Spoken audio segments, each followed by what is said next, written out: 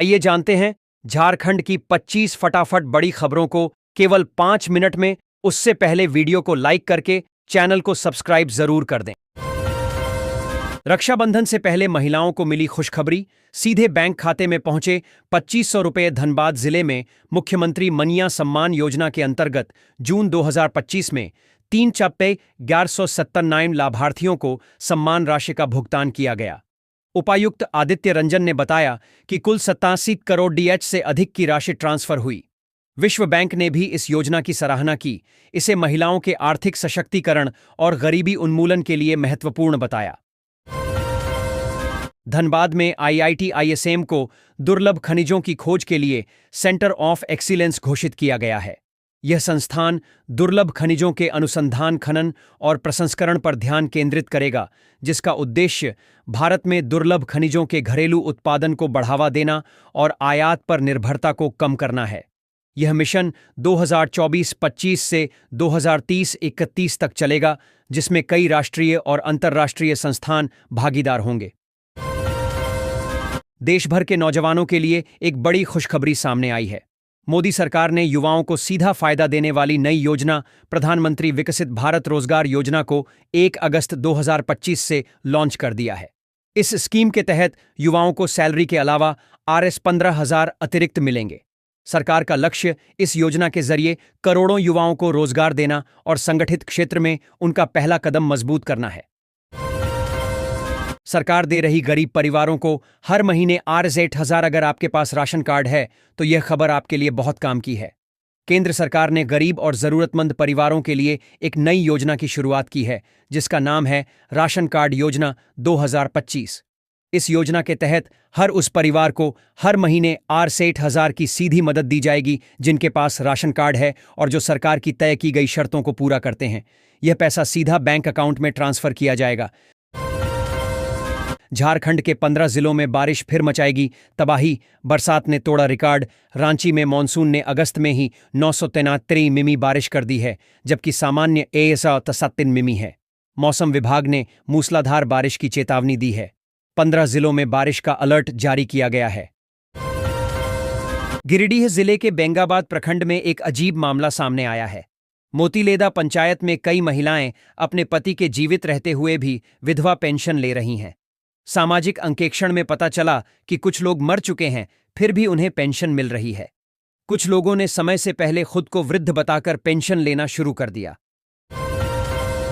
रांची राज्य के शिक्षा मंत्री रामदास सोरेन की हालत अभी भी नाजुक है, लेकिन स्थिर बनी हुई है।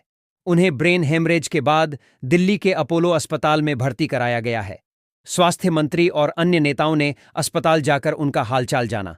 विधानसभा सत्र में उनके विभागों के सवालों के जवाब दीपक बिरुवा और सुदिव्य कुमार देंगे। लोहरदगा के सुमन प्रजापति ने दिव्यांगता को हराकर बोसिया बॉल में पहचान बनाई है। स्पाइनल इंजरी के बाद भी उन्होंने राष्ट्रीय स्तर पर 2 सिल्वर मेडल जीते। अब वे वर्ल्ड बोसिया चैंपियनशिप 2025 में भारत का प्रतिनिधित्व करेंगे, जिसके लिए हिंडाल्को उनकी मदद कर रहा है। सुमन का सपना है कि वे 2028 में पारा ओलंपिक में गोल्ड मेडल जीते। पतरातू विद्युत उत्पादन निगम PVUNL जल्द ही 800 मेगावाट बिजली का उत्पादन शुरू करेगा। 15 अगस्त के बाद प्लांट से व्यावसायिक उत्पादन शुरू हो सकता है। 6.6 किमी लंबी ट्रांसमिशन लाइन सफलतापूर्वक चार्ज की गई। परियोजना से झारखंड बिजली के क्षेत्र में आत्मनिर्भर बनेगा और राज्य की ऊर्जा मांग को पूरा करने में मदद मिलेगी। रांची विधानसभा के मानसून सत्र में भाजपा सरकार को भ्रष्टाचार और विकास कार्यों पर घेरेगी। अटल बिहारी वाजपेयी के नाम से चल रहे स्वास्थ्य केंद्र का नाम बदलने का भी विरोध करेगी। भाजपा ने इस मुद्दे को कृतज्ञता बताया है, क्योंकि झारखंड का निर्माण वाजपेयी जी के कार्यकाल में हुआ था। भाजपा सदन में सरकार से जवाब मांगेगी और जनता के सवालों को उठाएगी। भंडारीदह रेलवे स्टेशन पर शक्तिपुंज एक्सप्रेस का ठहराव फिर से शुरू हो गया है। सांसद चंद्र प्रकाश चौधरी ने हरी झंडी दिखाकर ट्रेन को रवाना किया। कोरोना काल में इस ट्रेन का ठहराव बंद कर दिया गया था, जिसके कारण स्थानीय लोगों में काफी उत्साह है। सांसद ने स्टेशन के सौंदर्यीकरण का भी आश्वासन दिया है। में डेंगू का प्रकोप बढ़ रहा है। शनिवार को 4 नए संदिग्ध मरीज मिले हैं। MGM लैब की रिपोर्ट में 2 मरीजों में डेंगू की पुष्टि हुई है। जिनमें से एक की मौत हो चुकी है। पूर्वी सिंहभूम में अब तक 23 मामले सामने आए हैं। हाउस इंडेक्स 4.1 तक पहुंच गया है, जो चिंताजनक है। स्वास्थ्य विभाग की फॉगिंग गतिविधियां कमजोर हैं। एसपी अंजनी अंजन ने विधि व्यवस्था बनाए रखने, अपराध नियंत्रण एवं प्रशासनिक दृष्टिकोण से तत्काल प्रभाव से कई पुलिस पदाधिकारियों का स्थानांतरण किया है। तबादला किए गए पुलिस पदाधिकारियों को 24 घंटे के अंदर योगदान देने को कहा गया है। एसपी ने 16 थाना प्रभारी के अलावा 6 इंस्पेक्टरों का भी तबादला किया है। धनबाद में बनेगा नया मेडिकल कॉलेज, 3 एकड़ में बनेगा 300 बेड का अस्पताल। धनबाद जिले के चिकित्सा शिक्षा और स्वास्थ्य सेवाओं को नया आयाम देने की दिशा में एक बड़ी पहल की गई है। शहर में नया मेडिकल कॉलेज बनने वाला है और 300 बेड का अस्पताल भी बनने वाला है। झारखंड के 23 लाख किसानों के खिले चेहरे, पीएम ने भेजी किसान सम्मान राशि। प्रधानमंत्री मोदी ने शनिवार को झारखंड के किसानों के लिए भी किसान सम्मान निधि के पैसे भेज दिए। किसानों को मिलने वाले पैसे उनके खातों में मिलने के बाद उनके चेहरे खिल गए। झारखंड के बोकारो के तेतुलिया मौजा में वन और राजस्व विभाग की 103 एकड़ सरकारी जमीन फर्जी दस्तावेज के आधार पर बेचे जाने के मामले में राजस्व विभाग ने बोकारो डीसी से रिपोर्ट मांगी है।